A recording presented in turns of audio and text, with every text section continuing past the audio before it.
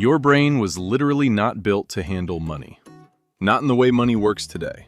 A world where you can spend hundreds of dollars in 3 seconds with your thumb, while half asleep, slightly bored, mildly stressed. Your brain has no defense against that. And the people who design that system, they know exactly what they're doing. They study your dopamine loops. They exploit your loss aversion. They trigger your emotional spending patterns with surgical precision. And most people have no idea it's happening. Today, we're getting into the psychology of why you spend money you didn't plan to, and exactly how wealthy people rewired this. Hey, I'm Alex, and welcome to Wealth Unspoken. I used to think I had a spending problem, or that I just lacked discipline, and that other people were just better at saying no than I was. But then I started studying behavioral psychology, and I realized this wasn't a discipline problem. It was an environment problem. It's a wiring problem. Unplanned spending isn't a character flaw. It's a predictable response to a system specifically designed to trigger it. And once you understand the triggers, you can design your life to short-circuit them, to bypass them, to sort of set up a spam blocker. That's exactly what the wealthy do. Not more willpower, but better design. So let's start with the triggers, because you can't rewire something that you can't see. Trigger number 1, the dopamine loops. Every time you buy something, your brain releases a small hit of dopamine. Very similar in the way someone smokes a cigarette or drinks alcohol. It gives a quick fix of that feel-good chemical. But you don't get that hit when that purchase arrives. It's when you click buy.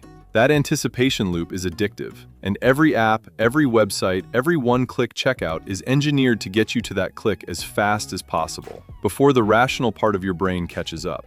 Trigger number 2, loss aversion. Your brain is wired to fear losing something more than it values gaining something. So when you see only 3 left in stock or sale ends in 47 minutes, your brain doesn't think clearly. It panics. And panic buying is never planned buying. Trigger number 3, emotional spending. Stress, boredom, loneliness, celebration. Every emotional state has a spending trigger attached to it. I noticed this about myself in my late 20s. A stressful week at work? I'd buy something. If I was feeling low, online shopping. Something to celebrate, time to treat myself. Every emotion became a transaction, and none of it was planned, and it all added up. Now here's what separates wealthy people from everyone else when it comes to spending psychology. They don't fight the triggers, they design around them. Because fighting human nature with willpower is a losing game. Willpower is a limited resource, but a design or a system can be permanent. Here's what designing around the triggers looks like. For dopamine loops, wealthy people create friction.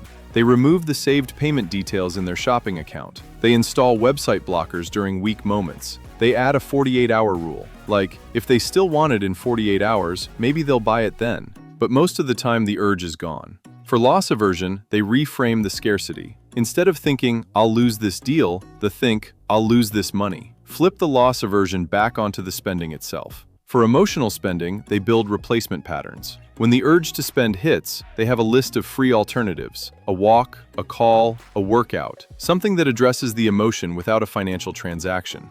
This isn't discipline or willpower, it's engineering. It's a system. It's a safeguard or safety net. Building a life where the triggers don't get a clean shot at you.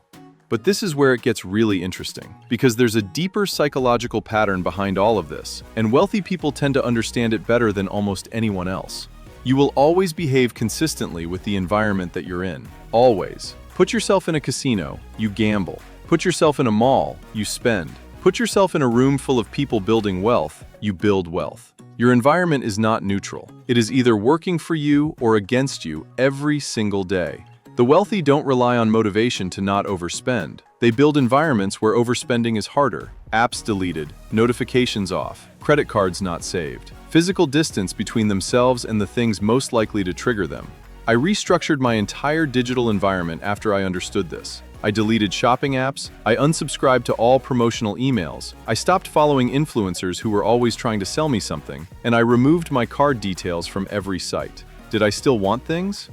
Yes, of course. But did I buy them impulsively? Almost never. Because the friction I added gave my rational brain enough time to catch up with my emotional brain. I basically put a speed bump in the road to slow down my speed. That gap between trigger and transaction is where your financial life is won or lost. We've all seen it. That friend who never has any money because the second they have a few bucks, they blow it on the most random things. Things that don't even make sense. I know someone comes to mind for you. I just hope it's not you. But if it is you, you can totally change all of that today. Add friction. Set up a safety net. Put in a speed bump. You can design around the triggers instead of trying to fight them with willpower. Choose a better tool, a better strategy.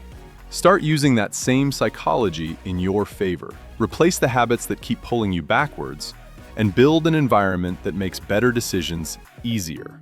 You don't have a spending problem. You have an environment problem, a trigger problem, a design problem.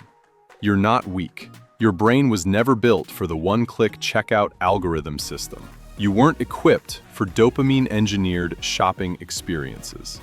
But you can build a life that accounts for that.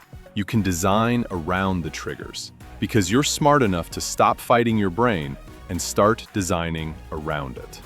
And that's what the wealthy figured out. I'm Alex, and this was Wealth Unspoken. See you next time.